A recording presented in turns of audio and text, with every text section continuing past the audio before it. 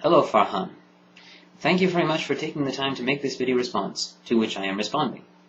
First of all, in the philosophical context, the meaning and full significance of a word can be somewhat tricky, since the only way to define most words is with other words, which themselves have definitions, which are composed of words, which have definitions, which are composed of words, etc. Bearing this in mind, I am fairly certain that you will probably agree with me if I say that all bachelors are single, since after all, one who is married cannot be accurately called a bachelor, and one who is a bachelor cannot be accurately described as married, except perhaps to his career or his lifestyle, but this redefines marriage to fit a completely different context. A spousal marriage. A man who is a bachelor is by definition not married, has no spouse.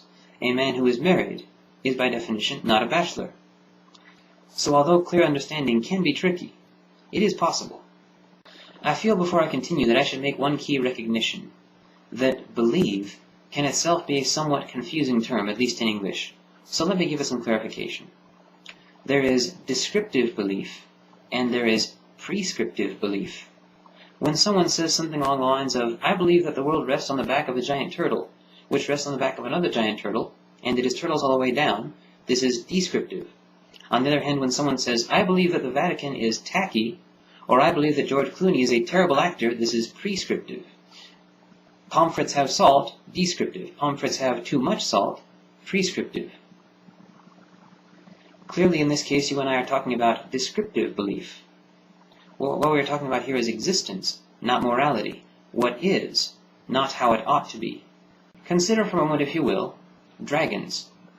If someone asks, do dragons exist? Or do we have adequate grounds to accept that dragons exist? This is a descriptive question. It pertains to actuality.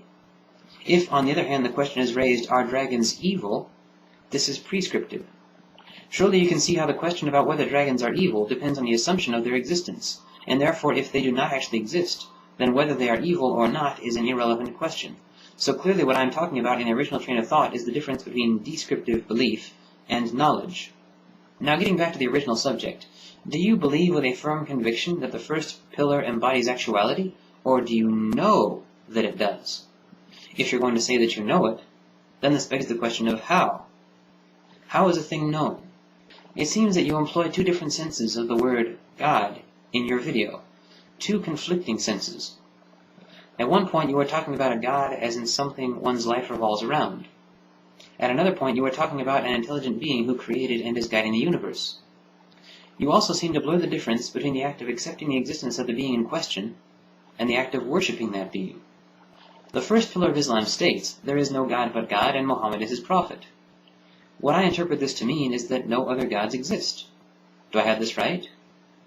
If I do, then when you say that a God is anything one's life can revolve around, then countless gods exist.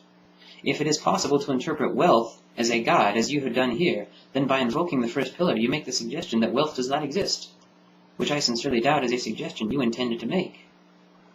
There are two ways for the first pillar to be true in this case. First, if wealth does not count as a god, and second, if wealth is the god it refers to. Surely you will find the second possibility the more absurd, as I do, though for different reasons. You confuse the difference between theism and monotheism. Theism is the belief in one or more gods. Monotheism is the belief in only one. Polytheism is the belief in multiple gods. Islam, Christianity, and Judaism are each monotheistic religions. Hinduism, on the other hand, is polytheistic.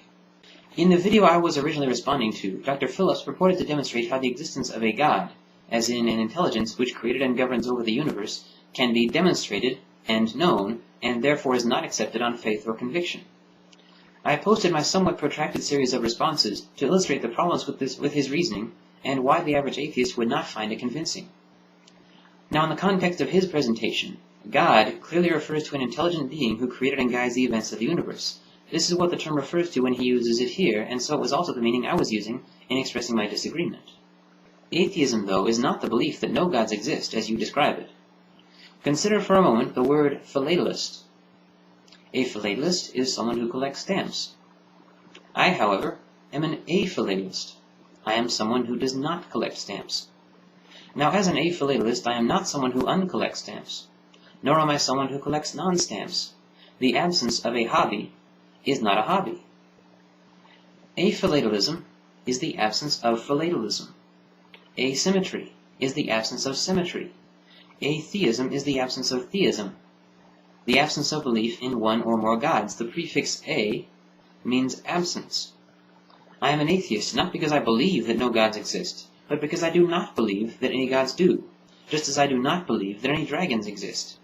It is the belief itself which is not present, not the counter-belief which is. Now the day that I encounter a few large footprints, tail marks, and/or large piles of excrement, I may have to change my position. The day I actually see a dragon, the day it registers on my senses, I will definitely have to do so. Why? Because to do otherwise would be to deny physical evidence and my own senses. The day that I cannot rely on them will be the day that I can no longer rely on anything.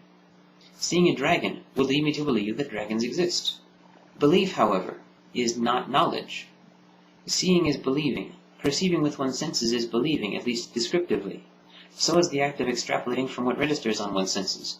For example, one using a high-powered telescope can look at other planets, but is unable to see any gravitation those planets might have. Nonetheless, one can conclude the presence of gravity by examining the behavior of other objects in relation to the planet, and from the fact that without gravity, the material which composes the planet would not have come together, nor would it have remained together unless acted upon by other forces, which would probably behave differently.